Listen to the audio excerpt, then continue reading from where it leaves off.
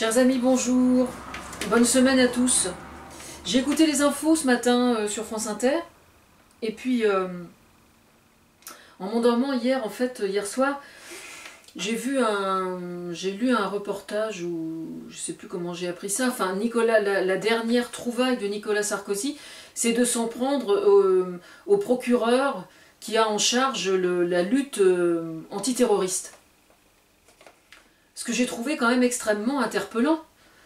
D'où ma fameuse phrase, pour être un procureur de la République bouc émissaire, il faut d'une part avoir été facteur, émissaire, et puis surtout être rasé de très très près.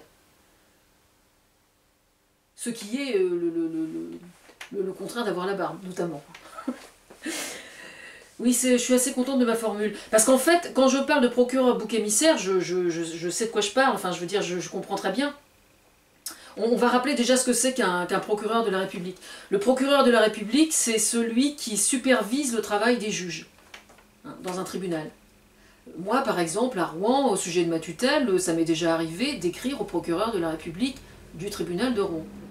Et par exemple, si vous êtes victime, ou si vous êtes victime, vous pouvez aller porter plainte auprès de la gendarmerie et puis ça suit au tribunal, bien évidemment. Mais vous pouvez aussi écrire au procureur de la République de votre tribunal de grande instance pour expliquer quelque chose, et puis c'est lui qui va décider s'il doit y avoir plainte ou pas de déposer. Alors, à partir du moment où on voit Nicolas Sarkozy s'en prendre au procureur de la République qui a en charge l'antiterrorisme, je parle de bouc émissaire parce que bien évidemment, ce qu'il y a derrière, c'est plutôt la fonction du procureur de la République, et en ce qui concerne lui, celui qui a généré le fait qu'il y ait l'affaire Big Malion et que ça se retrouve devant les tribunaux. Hein. Donc il s'en prend à un pour en fait essayer de toucher la profession, je suppose. Enfin, il a juste oublié que quand lui il était président de la République, mon petit doigt m'a dit, moi, qu'il avait une relation extrêmement proche de certains procureurs de la République et que la justice n'était donc absolument pas indépendante du pouvoir. Hein. Alors j'entendais ce matin que Nicolas Sarkozy en fait devenait de plus en plus mordant parce qu'il cherchait comment on dit? C'est bizarre, j'arrive pas à trouver le mot. Vous savez, le truc qui fait qu'on peut pas être attaqué là parce qu'on est au pouvoir. Zut, j'ai oublié le mot. Ah, c'est embêtant ça. L'immunité, voilà. Ah, c'est fou, c'est trop de mémoire. L'immunité. Voilà. Cours-y vite, cours-y vite. Mais c'est vrai qu'il court, à remarquer. Hein. Il court beaucoup. Il court après l'immunité, visiblement.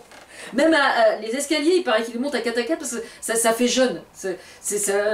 C'est très très curieux d'être autant attaché que ça au fait de vouloir absolument paraître au taquet physiquement, alors que quand même le pouvoir c'est quand même avant tout une histoire de cérébral, d'innovation, d'enthousiasme, Hillary Clinton par exemple qui a un problème de pneumonie, il paraît que ses détracteurs vont... ses détracteurs en un seul mot, il paraît que ses détracteurs vont bondir, comme c'est pas permis, sur le fait qu'elle ait eu un malaise. Elle a eu un malaise, pourquoi? Juste à cause de la pollution atmosphérique, d'une part, et puis elle peut soigner avec des huiles essentielles, en plus. mais c'est vrai, je veux dire, c'est quand même assez incroyable. Je veux dire, Trump, il est quand même tout près de la pathologie mentale, on le sait. Je veux dire, les psychiatres se penchent très sérieusement sur ce problème. C'est connu. Je veux dire, bah oui, effectivement, à partir du moment où vous restez pendant des heures sous le soleil pour la commémoration du 11 novembre, je veux dire, ça n'a rien d'étonnant qu'elle ait eu un malaise. Le surmenage, plus la pollution de l'air, voilà, elle a fait un petit malaise à cause de ça. Et elle a une pneumonie. C'est pas une catastrophe, hein. Trump, par contre, quelle que soit la température, il reste toujours aussi psychopathe. Hein. Je tiens à le signaler. Bah oui, parce que c'est pas une question de température, là. Hein. Le fait d'être... Quand on est malhonnête, par exemple, ça n'a rien à voir avec la température. C'est quelque chose, c'est une question d'éducation, une question de valeur. Hein. Ça n'a rien à voir avec la pollution de l'air. Voilà. Qu'est-ce que je voulais dire d'autre Bon, ça, oui, j'ai fini. Je viens d'apprendre un truc tout à fait interpellant aussi. Parce qu'évidemment, il y a quand même un peu Nicolas Sarkozy et Marine Le Pen et Pince-Mi et Pince-Moi sont dans un bateau, là. Hein, et ça rame. Et... je viens d'apprendre donc pour contrer le fait que je remette sur le devant le fait que Marine Le Pen ait dû aller chercher de l'argent en Russie, Ce qui, soit dit en passant, il faut voir les choses objectivement, il existe effectivement un vide juridique en ce qui concerne le financement des campagnes électorales. Mais ça, c'est dans tous les pays démocratiques et c'est un vrai problème.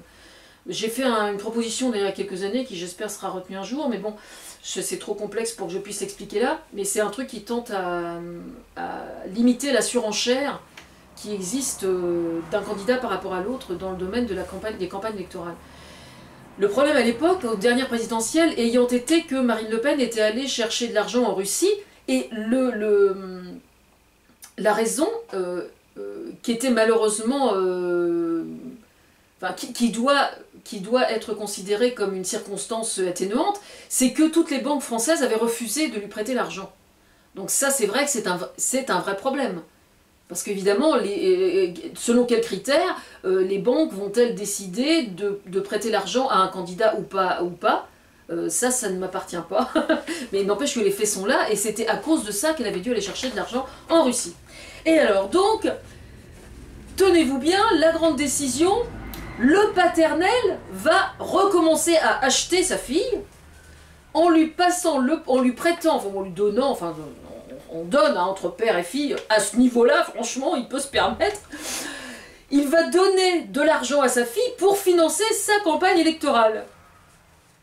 Ce qui fait que son désir d'autonomie psychologique, mais elle replonge dedans, tête la première, en devant du pognon à son paternel. Sachant que le pognon en question, parce que je vous signale que le patrimoine de Jean-Marie Le Pen, c'est très loin d'être clair. Hein. On ne sait pas trop d'où ça vient. Hein. Entre captation d'héritage... il y a vraiment des trucs pas clairs derrière, c'est connu comme le loup blanc. Et alors, Marine Le Pen, donc, préfère, après tout, recommencer à cirer les pompes de son paternel pour avoir le pognon afin de financer sa campagne électorale. Voilà.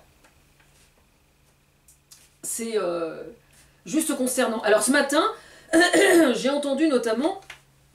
Le jeune loup du Front National, dont j'ai oublié le nom, c'est pas une forme de mépris pour moi, c'est juste que j'ai du mal à mémoriser les noms. C'est pas Brigois, je sais plus comment il s'appelle, enfin bref. Et alors lui, il est apparu tout soft, hein. Incroyable. Hein. Alors le Front National, d'un seul coup, serait devenu non raciste, non xénophobe.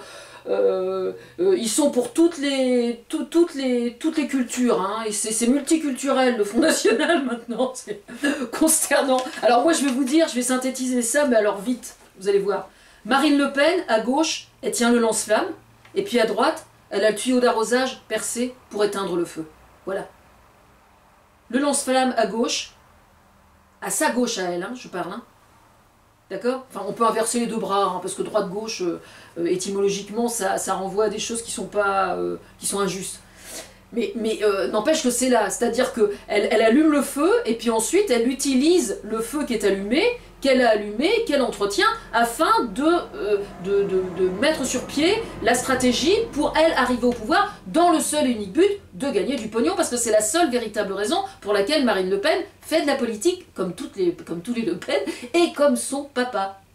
Donc elle revient au bercail, la queue entre les jambes, en disant « Papa, fais-moi l'aumône », une petite pièche, qu'elle lui dit, une petite pièche, juste pitoyable.